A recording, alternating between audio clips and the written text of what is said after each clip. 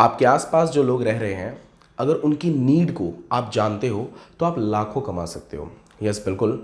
जो no brokers, magic BRICS, ये सारे लोग क्या करते हैं, डेटा का गेम है सारा। चलो मैं थोड़ा एग्जांपल देके समझाता हूँ।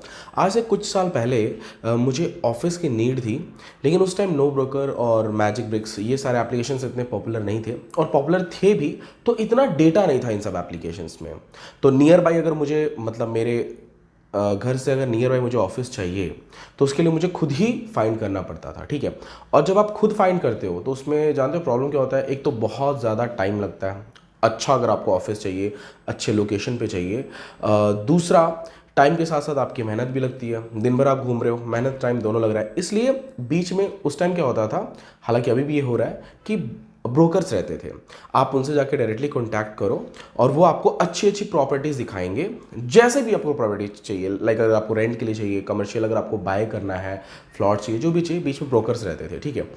तो ब्रोकर्स के पास हम जाते थे और हमारी जो रिक्वायरमेंट है, जितना ऑफिस स्पेस में, मतलब कितना स्क्वायर फीट का ऑफिस स्पेस वगैरह चाहिए, हम उनको बताते थे और वो हमें मतलब पहला ऑफिस मैंने ऐसे ही लिया था, ठीक है। पहला ऑफिस के लिए मैंने ब्रोकर को मेरे पूरे ऑफिस का रेंट 1 मंथ का मैंने पे किया था, जो उस टाइम अराउंड 45,000 था।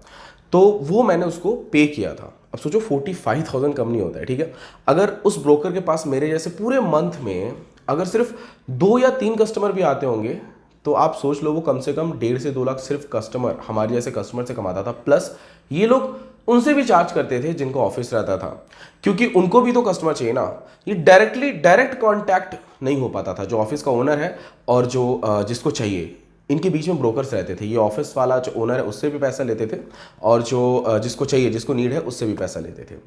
और उसके बाद धीरे धीरे पॉपुलर हुआ नो ब्रोकर्स और ये मैजिक ब्रिक। ये पॉपुलर होने के रीजन से कि ब्रोकर्स जो बीच में थे ना वो खत्म हो गए। हालांकि अभी भी इतने खत्म नहीं हुए हैं, मैं तो बोलूँगा बढ़ गए हैं, क्योंकि ब्रोकर्स को अब ऑनलाइन प्लेटफॉर्म मिल गया जहाँ पे लोग सर्च करते हैं, तो वहाँ से ये लोग डेटा निकाल के कॉन्टैक्ट कर लेते हैं। खैर, मैं आज इस वीडियो में बात करने वाला हूँ कि अगर आपके पास डेटा है या आपके पास मतलब अगर आपको पता है कि आपके आसपास जो लोग हैं उनकी नीड क्या है, उनको क्या ज़रूरत है, और वो अगर आप उनको लाके दो तो डेफिनेटली आप उसमें अच्छा खासा कमीशन कमा लोगे।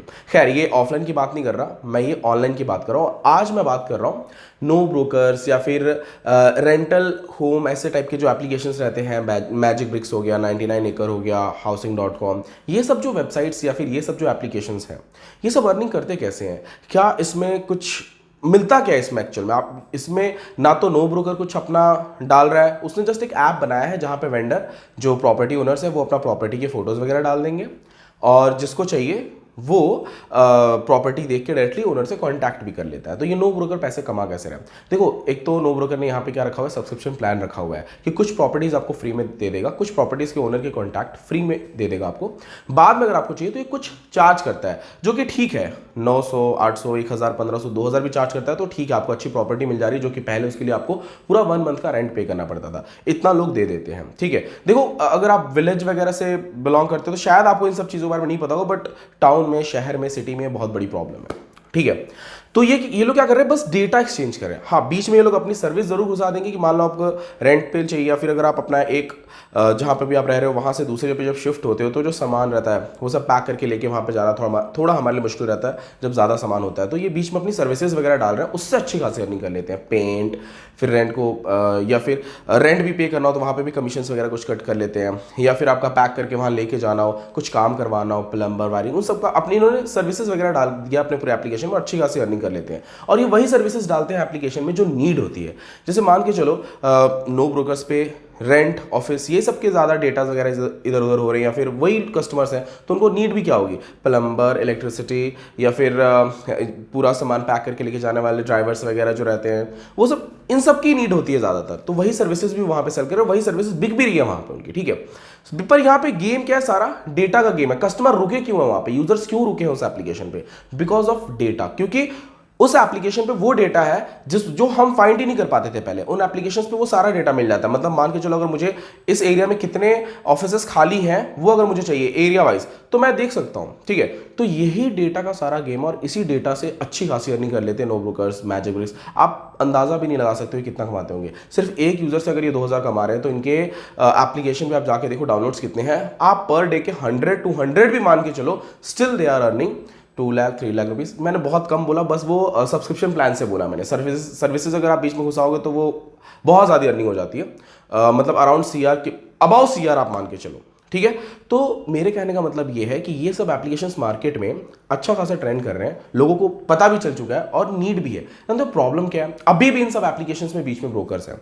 अगर आप एक ऐसा ऐप बनाते हो जहां पे आपके एरिया के बारे में आपको पता है, आप ऐसे एप्लीकेशन में जो आपके एरिया में रेंट्स वगैरह पे भी रूम खाली हैं, वो अगर आप उनको देते हो, मतलब उस एप्लीकेशन में डेटा शो कराते हो, जिनको नीड है उनको आप प्रोवाइड कराते हो, बीच में आप सब्सक्रिप्शन प्लान रख सकते हो, या कुछ एक सम अमाउंट, बहुत छोटा अमाउंट आप चार्ज कर सकते हो उनसे, बहुत छोटा अमाउंट, तो भी आप अच्छा खासा अर्न कर लोगे ऑफिस के लिए, रेंट के लिए, और ज़्यादा कमाई होगी। आप उनको सर्विसेज वगैरह दे सकते हो वहाँ पे। डेटा एक बार अगर आपके पास आ गया कि इनको चाहिए, तो उनसे अच्छी खासी आप अर्निंग कर सकते हो, ठीक है। ऐसे एप्लीकेशंस के डेवलपमेंट कॉस्ट की अगर बात की जाए, तो ऐसे एप्लीकेशन का डेवलपमेंट कॉस्ट भी बहुत ज़्यादा नहीं होता है, बिकॉज यहाँ पे बस डेटा इधर से उधर हो रहा है और सर्विसेज आप अपनी प्रोवाइड कर रहे हो। तो मिनिमम ये 1 लाख में भी बन जाएगा, मैक्सिमम ये अब आप जितना रिक्वायरमेंट 2 लाख 3 लाख 4 लाख 5 लाख 10 लाख तक जाएगा, डिपेंड ऑन योर रिक्वायरमेंट कि आपकी रिक्वायरमेंट क्या है, आप उसमें और क्या क्या फंक्शनैलिटी चाहते हैं, ठीक है।